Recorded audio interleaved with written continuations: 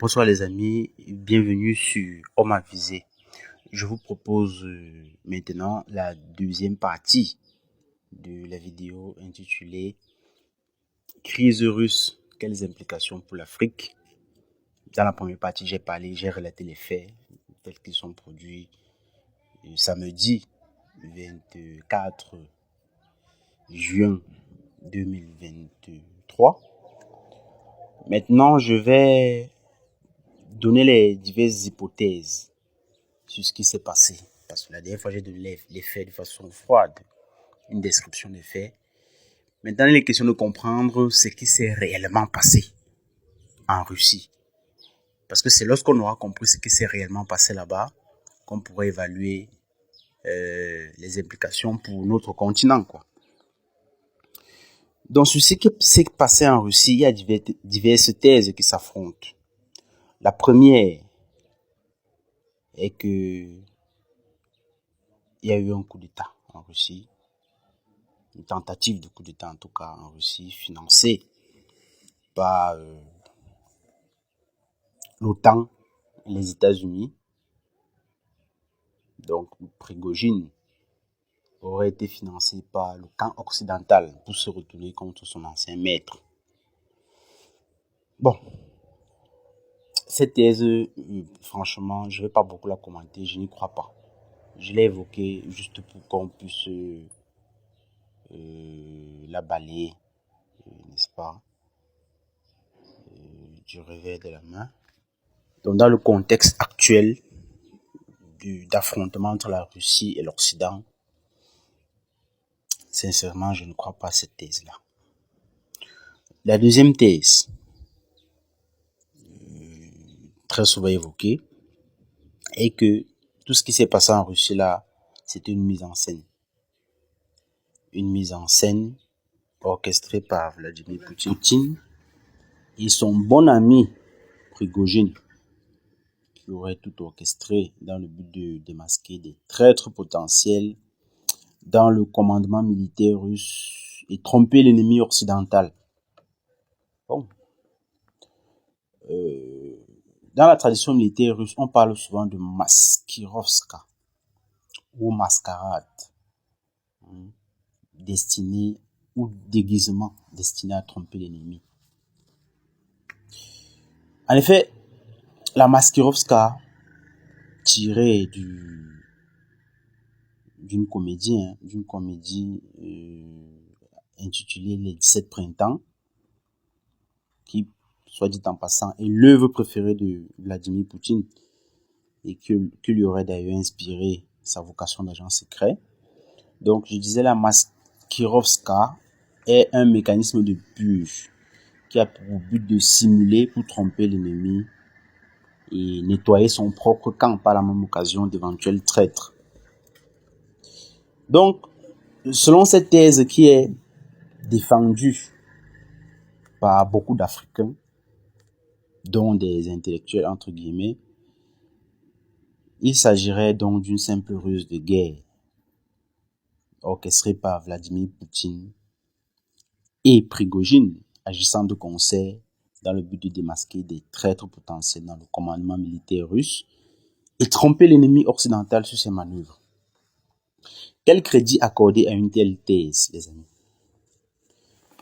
Selon moi, ça n'engage que moi, cette thèse est invraisemblable, carrément. Et au moins pour deux raisons.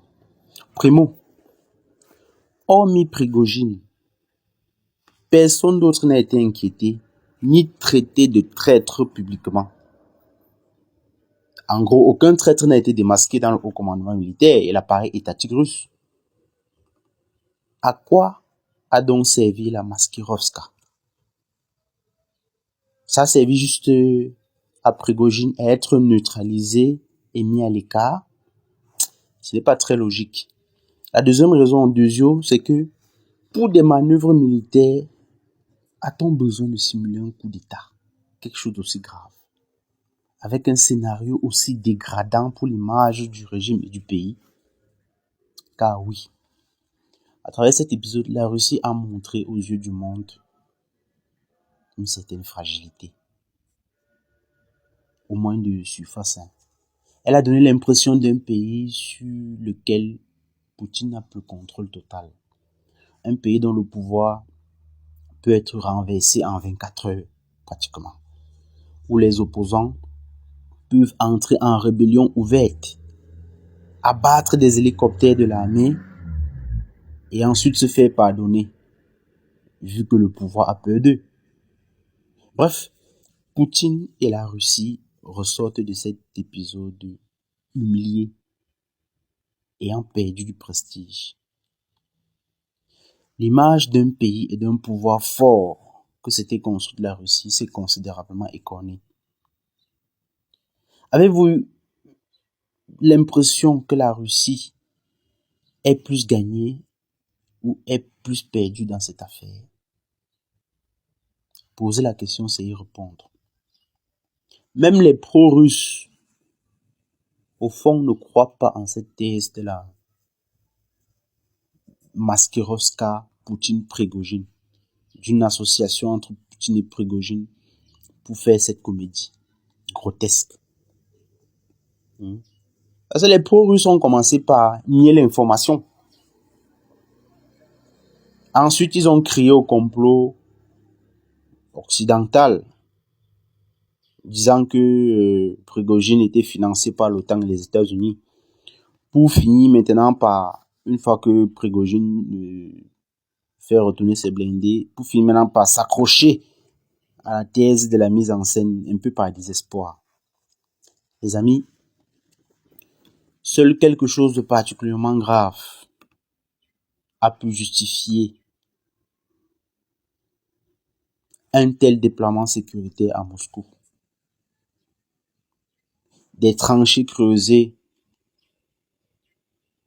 à même le bitume dans plusieurs villes. Une intervention en direct de Poutine lui-même. Il n'intervient que pour les situations critiques. Il a intervenu pour annoncer l'opération spéciale en Ukraine. Ça, c'est une occasion extraordinaire. Mais de temps en temps, il intervient lorsqu'il y a vraiment une information à communiquer. Mais en temps normal, c'est les sous-fifres qui interviennent, qui parlent. Donc non.